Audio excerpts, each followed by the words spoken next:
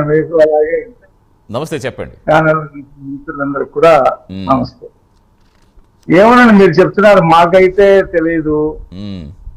ముగ్గురు మంత్రుల మీద నెగిటివ్ అభిప్రాయం వచ్చిన సంగతి కూడా మాకు తెలియదు. మ్మ్. రెండోది ఏంటంటే మంత్రివర్గం మంత్రివర్గ విస్తరణ ఉంటుందని తెలుసా?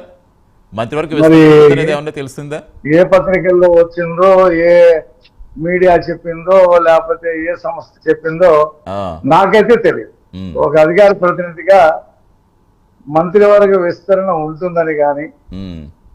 మంత్రులని మారుస్తారని కానీ, లేదా ముగ్గురు మంత్రుల మీద ప్రోగ్రెస్ రిపోర్ట్ నెగిటివ్ గా వచ్చిందనే సంగతి కూడా మా పార్టీ మ్మ్. శ్రేణులకు ఎవరికి కూడా తెలియదు. రైట్. అంటే అసలు చంద్రబాబు నాయుడు ఏ గారు- అంశాలపై సర్వే చంద్రబాబు చేయించారో తెలుసా? నాయుడు ఏ అంశాలపై సర్వే చేయించడం ఏమన్నా ఐడియా ఉందా రఫీ గారు? ఏమంటే ఏ- మంత్రుల మీద చంద్రబాబు నాయుడు గారు సర్వే చేయరు. మ్మ్. మంత్రుల మీద సర్వే చేయటం అంటే అది వాళ్ళని అవమానించడం. మ్మ్. వాళ్ళు మంత్రులు అంటే చంద్రబాబు నాయుడు గారి సహచరులు. మ్మ్.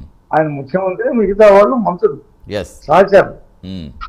ఈ సహచరుల మీద సర్వే చేయటాలు అలాగా ఉంటాయని చెప్పి నాకు తెలియదు. మ్మ్. నేను కూడా సుదీర్ఘ అంటే అలా కాదు. రాజకీయాల్లో ఇక్కడ- ఉన్నా. ఇక్కడ ప్రధానంగా మన సహచరుల మీదని కాదు, అసలు ఏంటి అంటే పాలన వ్యవహారంలో పనితీరు కావచ్చు, వారి పార్టీ కార్యక్రమం దానికే తెలుస్తుంది కదా. చురుగ్గా ఉంటున్నారా లేదా, ఇప్పుడు కాదు లోకల్ గా క్షేత్ర స్థాయిలో చురుగ్గా ఉంటున్నారా లేదా, అన్ని కార్యక్రమాలు పాల్గొంటున్నారా లేదా, ప్రజలకు అందుబాటులో ఉంటున్నారా లేదా, ఇది తెలుసుకోవడం తప్పే ఉంది.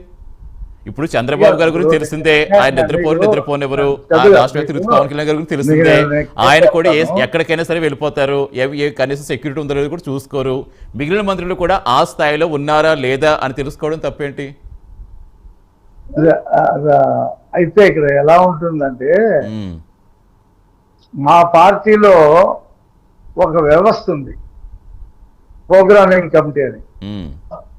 175 నియోజకవర్గాలకు సంబంధించినటువంటి రిపోర్ట్స్, మండల స్థాయి, గ్రామ స్థాయి నుంచి కూడా వచ్చిన రిపోర్టు మ్మ్. అన్ని కూడా అక్కడ రికార్డ్ చేస్తూ ఉంటారు. ఎవ్రీ 3 days ఒకసారి దాన్ని క్రోడీకరిస్తారు. మ్మ్. చంద్రబాబు నాయుడు గారికి, లోకేష్ గారికి పంపిస్తూ ఉంటారు. నిరంతర ప్రక్రియ అది. ఇప్పుడు ప్రభుత్వం ఉందని కాదు, ప్రభుత్వం లేనప్పుడు కూడా పార్టీ నాయకులు పనితీరు, ఇచ్చిన ప్రోగ్రామ్స్ ఏ ఏ ఊర్లో ఎంత శాతం చేశారు, ఏ నియోజకవర్గాల్లో ఎంత శాతం చేశారు, ఎవరు చురుగ్గా ఉన్నారనేది పార్టీలోనే ఒక వ్యవస్థ ఉండేది. మ్మ్. నాకు తెలిసి బహుశా ఏ పార్టీలో అలాంటి వ్యవస్థ లేదనుకుంటా. 175 నియోజకవర్గాలకు సంబంధించి 25 పార్లమెంట్కి సంబంధించి కంప్యూటర్ల దగ్గర కూర్చొని నిరంతరం మాట్లాడి ఆ డేటా తెప్పించుకుంటూ ఉంటారు. మ్మ్. దానికోసం మళ్ళీ ఇంకో వేరే సర్వే కంపెనీకి ఇచ్చి మంత్రులు ఎలా పనిచేస్తున్నారు ఏంటని చంద్రబాబు నాయుడు గారు తెలుసుకోవాల్సిన అవసరం లేదు. మ్మ్. రెండోది, ప్రతి 15 రోజులకు ఒకసారి మంత్రివర్గ సమావేశం జరుగుతుంది. మ్మ్. ఆ సమావేశంలో కొన్ని నిర్దిష్టమైనటువంటి లక్ష్యాల్ని మంత్రులకి చంద్రబాబు నాయుడు గారు ఇస్తున్నారు. మ్మ్. ఇచ్చినప్పుడు వాళ్ళు ఆ 15 రోజుల్లో ఏం ఇంప్లిమెంటేషన్ చేశారు అనేది నివేదిక వాళ్ళు అక్కడ చెప్తా ఉంటారు. దాని మీద ఆయన సంతృప్తి, అసంతృప్తి అక్కడే వెళ్ళగలుగుతా ఉన్నాడు. మీరు గమనించండి, చంద్రబాబు నాయుడు గారు గతంలో ముఖ్యమంత్రిగా ఉన్నప్పుడు కూడా ఖాళీలు ఉంటే భర్తీ చేశారు, కానీ లేదా తీవ్రమైనటువంటి ఆరోపణలు వచ్చిన వాళ్ళు ఒకళ్ళిద్దరిని మంత్రివర్గం నుండి తప్పించారు తప్పితే, మ్మ్. సంవత్సరం అయిపోయింది కదా, ఒక 6 తప్పిద్దాం, 2 సంవత్సరాలు అయిపోయింది కదా, 10 మందిని తప్పిద్దాం, కొత్త వాళ్ళకి ఇద్దాం అలాంటి పాలసీ చంద్రబాబు నాయుడు గారి దగ్గర లేదు. మ్మ్. 96 నుంచి ఆయన ముఖ్యమంత్రిగా ఉన్నప్పటి నుంచి కూడా అదే పద్ధతి ఉంది. మ్మ్. ఇప్పుడు కూడా ఆయన ఎక్కడ మంత్రివర్గ విస్తరణ చేస్తానని కానీ, మ్మ్. లేదా ఇప్పుడు మంత్రులు ఇక్కడ ఒకటి రఫీ గారు, మారుస్తారని ఒకటి చెప్పారు. ఇప్పుడు ఆయన. ప్రభుత్వం సంకీర్ణ ఇది ప్రభుత్వం, నాగబాబు గారికి ప్రభుత్వం సంకీర్ణ ప్రభుత్వం, ఒక మంత్రివర్గం- మంత్రివర్గం ఏర్పాటు ఒక చేసుకోవాలంటే మంత్రివర్గం- ఎస్ రఫీ గారు, ఎస్ నాగబాబు గారికి మంత్రివర్గంలో చోటు ఇస్తామని చెప్పి బులెటిన్ ఇచ్చారు. అది ఎందుకంటే 25 మంది మంత్రులు ఉండాలి మన రాష్ట్రంలో, 24 ఉన్నారు కాబట్టి ఒక వేకెన్సీ ఉంది. సరే, ఆ వేకెన్సీ ఎప్పుడు ఫిలప్ చేస్తారనేది అందరూ ఎదురు చూస్తున్నారు.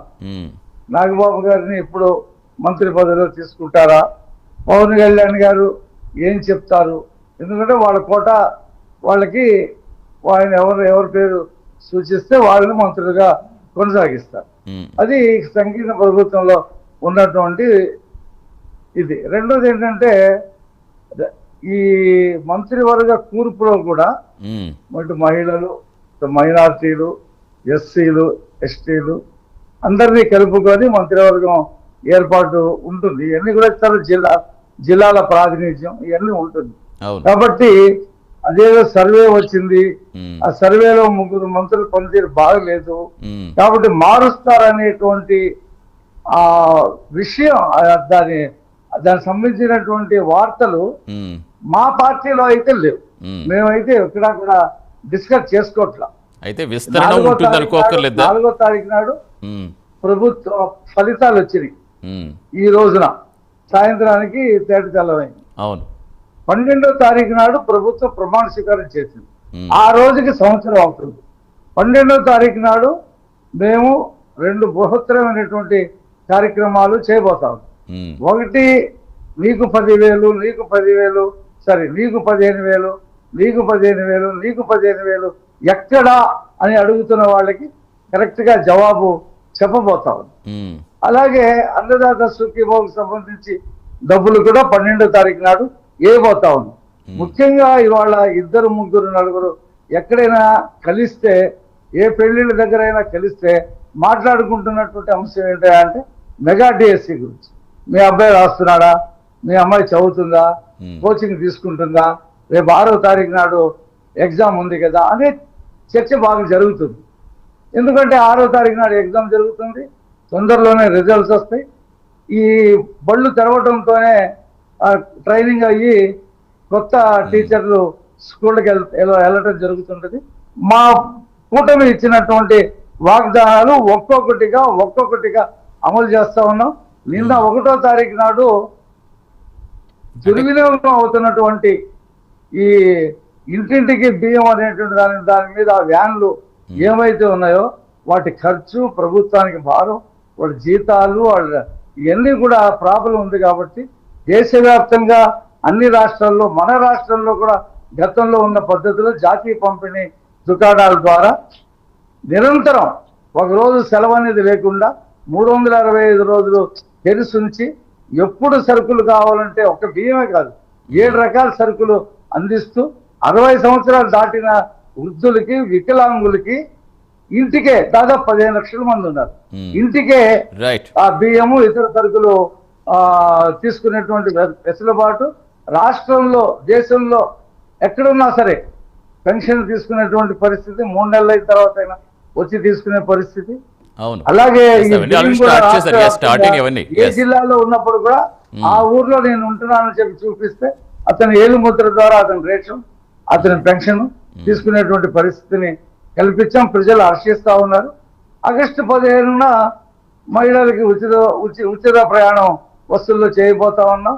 ఆల్రెడీ గ్యాస్ కి ముందు డబ్బులు కట్టడం, గ్యాస్